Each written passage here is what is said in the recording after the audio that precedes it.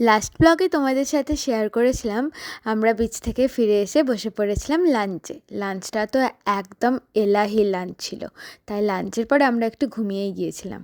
তারপর সন্ধেবেলা তিনজনে মিলে সঙ্গে আমাদের ডগেশ কুমারকে নিয়ে চলে গিয়েছিলাম বিচে।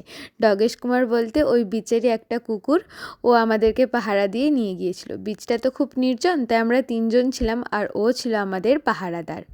একদিনের জন্য এই ট্রিপটা এক কথায় অসাধারণ। একদম আমরা প্রাণ ভরে অক্সিজেন সংগ্রহ করে ফিরেছি। আমরা যতটা মানসিকভাবে ক্লান্ত ছিলাম ততটাই আমরা আনন্দ নিয়ে ফিরে এসেছি, যাতে আবার ভালোভাবে কাজে মন দিতে পারি। সন্ধেবেলা বিচে অনেকক্ষণ সময় কাটিয়ে আমরা বেশ কিছু রিলস বানিয়ে চলে এসেছিলাম রুমে।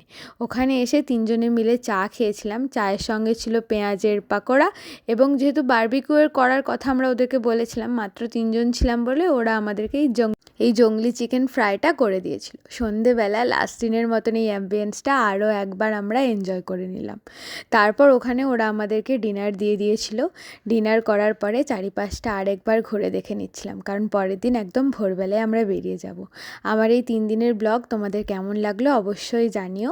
আর আজকের মতন আমার ছোট্ট ব্লগটা এতটাই। না এতটা নয়, লাস্টে একটা আনকাট ভার্সন অ্যাড করে দিলাম। আমরা আরেকটা নতুন পোজ শিখেছি, দেখাও।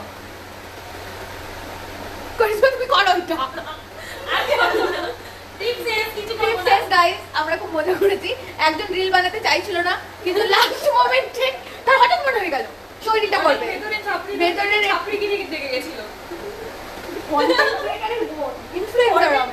আমি ইনফ্লুয়েন্সার, আমি কি ইনফ্লুয়েন্স করে আমি নিজেও জানি না।